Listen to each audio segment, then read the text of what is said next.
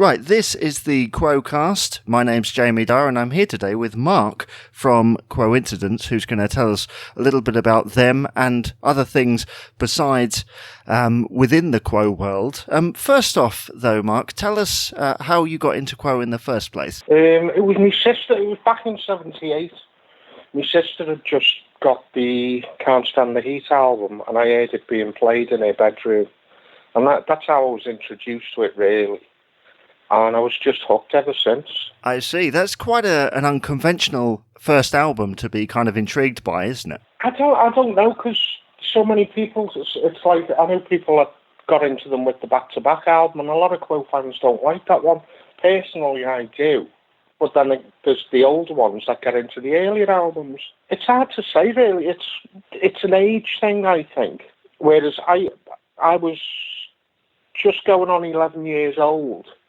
My sister, who was 6 years older than me, was playing this album, and I just liked it.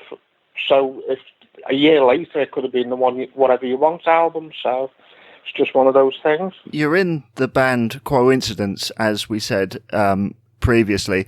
How did you get involved in that? Well, I was in, pub bands years ago, and basically I gave it all up for a proper job and a family. And then I was on this Status Quo message board, and then I noticed that there was quite a few tribute bands out there. And I thought, I wonder if I can do it. So I just put an advert out, and Paul from Quoincidence got in touch. And that was 11 years ago.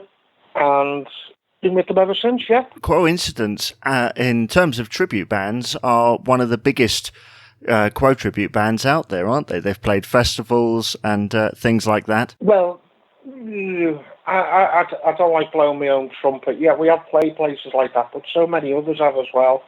And there are so many good bands out there. It's what does separate us from most of them is we don't mind doing modern stuff.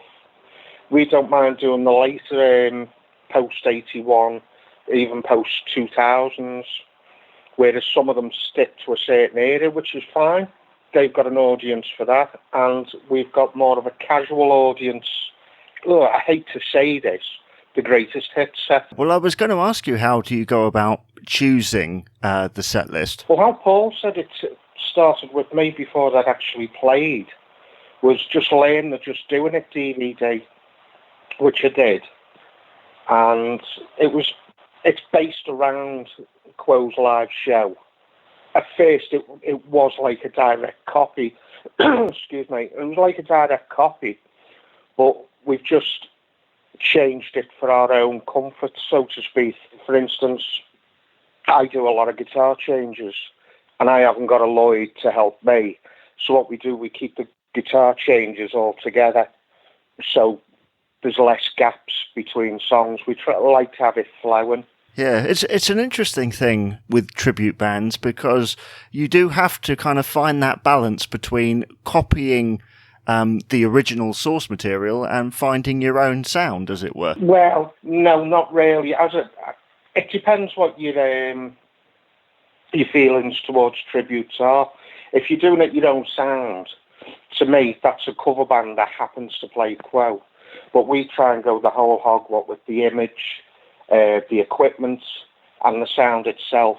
Like my personal equipment, the only thing I'd say that was different to what Rick was using was the amp itself was an JCM 800 Marshall and the AC30, where I've just got the one amp, the 900 Marshall. I've got the same effects as him. I've done my best to do the same in the way of guitars and pickups and what have you. I've customised or built my own guitars to try and make that image and that sound like how Rick had it in later years. But as I say, other bands, they do it without doing all what I've done. And they still do a bloody good job of it. Well, that is very true. And what you say there brings me on to my next question. And what I was going to ask you is about your customised guitars, because you do build them, not just for yourself. Yeah, that's how it started. I couldn't exactly afford to get myself, for instance, a 1959 Esquire that he had, or a Gibson Melody Maker that he had. So what I did, I was building my own. The only guitar, I'm trying to think now, I think it's the Rick Parker guitar is a genuine Fender Signature guitar, which I've added things to it, like it's got pickups, what Rick used, and the heavy gauge strings. But all the others I've built myself to emulate, as it were, what Rick had. And people were saying, "Oh, I love your guitars. Where'd you get it?" And I say, "Build it." "Oh, you're gonna have to do me one." And that's how it started. I've done a couple for Paul, or Francis Rossi, and I've also done a few for other people as well, whether it be a Francis Rossi or a Rick Parfitt replica. Yes, and how long does it take you to customize these things? Well, I build them from parts, so I source the parts first. It depends really, because I haven't got a workshop as such, and I do most of the work outside. It's also weather dependent. So if I'm spraying or what have you, if the weather's bad, I can't do it. So it can be anything from 2 months to 4 months. As I say, weather dependent. Now, you've already told us kind of what your first experience of Quo was. What is your favourite album of theirs? Oh, God, that changes all the time. For nostalgic reasons, it's got to be If You Can't Stand the Heat, with that being the one that I was introduced to. Just supposing, because it was the first album that my mum and dad had got me for Christmas when I was 12, 13. There's different reasons, but to me, they're all my favourites depending on my mood. To be honest, I can't think of a favourite offhand. It's like, what's your favourite song? Oh, I can't answer that. There's so many. I think when it comes to a favourite song, the only way I can choose it is which is the favourite I like to play. One night it could be Rain. Another night it could be, oh, this is going to go down well, Burning Bridges. I absolutely love playing that. I love playing Rockin' All Over the World. I can't think of any that I dislike playing as such, but there are ones that I prefer over others. Margarita Time's another one that I like playing. Early stuff, Softer Ride, 4,500 times, although we don't do the full version. We do it how they did it, segueing into Rain. So it was half of 4,500 times going into Rain. I enjoyed that. So it's hard to actually pick a particular album, single. As far as eras are concerned, I first saw Quo in 79. I saw them in it with Pete Kirscher, and basically I've seen every lineup over the years. And I think my favourite live setting is when Jeff Rich and Rhino had got settled in after about a year or so from them joining in 86. I think that's my favourite live era.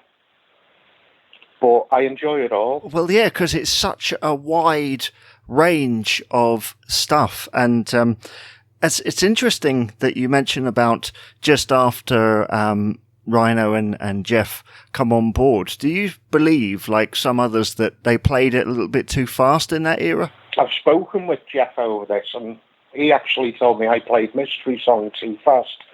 But there you go. Yeah, it was a lot faster than what it used to. It was very laid back prior to Jeff joining. But what does get me is when they blame Jeff for it. I'm thinking, well, how can we blame Jeff for the likes of Caroline when Rick starts it? Now, I don't know whether they used a click track back then. I don't think they did. So Rick would start the song. So Jeff's got to, if he slowed it down as soon as he came in, it'd sound too obvious. So he was basically keeping up with them. And at that time, so you're talking late 80s, early 90s, chemical substances were playing a part. And I think that had something to do with tempos as well. I think that, I think that is pretty much understood, isn't it? That era was quite prominent for that. Now, you mentioned meeting Jeff. Have you met any of the other members of the band over the years? Yeah, back in '79, I'd met Rick Francis and Alan, and as soon as I saw them, I burst into tears like a little girl. I can't remember. I've actually played a gig with Jeff 2 years ago, I think it was, in Blackpool. He guest drummed for us at Blackpool supporting Limehouse Lizzie, I think it was. I met Alan and John Coughlin at the last Minehead convention, and I went to see Francis on his Talk Too Much tour and met him there. I sort of met Francis at that talking tour, but he did a book signing after the thing, and we just said hello and shook hands, really. That whole talking tour idea was quite a change for him, wasn't it? Yeah, I actually enjoyed it, and it was nice to see him get his story across, because you've heard, this has happened, that's happened, or he's done this, they've done that. And Francis, it's the first time he got his version across, whether it's true or not. The only people I know are those involved in it. But it was still nice to hear, especially the tribute he gave to Rick, that everyone's saying, he's cold-hearted, he hasn't said anything. The guy was gutted about it, and it was visibly obvious he was gutted about it, as a lot of people were. But this is someone that's been with him, living in his pocket for 50 bloody years. Marriages don't last that long. And there's someone that he saw more or less pass in front of him, and all people can do is rip into him because he hasn't shown emotion. When he gave that tribute at the talking tour, I saw one of the dates. There were people in the audience literally weeping because, he really kind of bore his soul for everybody. Yeah, he did. I've got to admit, I did tear up myself, but then again, I'm a soft, sentimental sod at the best of times. I think he did a great job of covering what is a delicate subject. Well, it's very delicate, yes. Now, we'll go back to Quoincidence here. Have you got any gigs coming up for the rest of this year? We have, but don't ask me where they are. I haven't got a bloody clue. We just played Rock the Park in Wrexham, the Rock the Park Festival. That was on Sunday. I know we've got one in a fortnight in Shrewsbury somewhere. I haven't got the details to hand. I'm just an ignorant guitarist. I get told where to appear and what to do. I think it's Shrewsbury Steam Festival, which is in roughly 2 weeks' time. We've got a couple towards the end of the year as well. And it's been a quiet year for us this year, and then hopefully it's going to pick up again next year. Do Quoincidence have a Facebook page? There's actually 2 pages. There's an actual page of Quoincidence, and there's a group, Quoincidence. Admittedly, I've been quite lax with updates as such, but with one thing and the other. And you've reminded me that I've got to get my arse in gear and get it sorted. If anyone was interested in finding out about your custom guitars as well, do you have a Facebook page for that? Yeah, it's Uffy's Custom Shed. I'm not doing as many as I used to because of health reasons, but yeah, I can still do them. If you go onto my page, there's loads of pictures of previous builds and stuff that I'm still using myself. And they can message me through that. Well, that's wonderful. Thank you, Mark, for coming on the podcast today and talking Status Quo. Thank you for having me.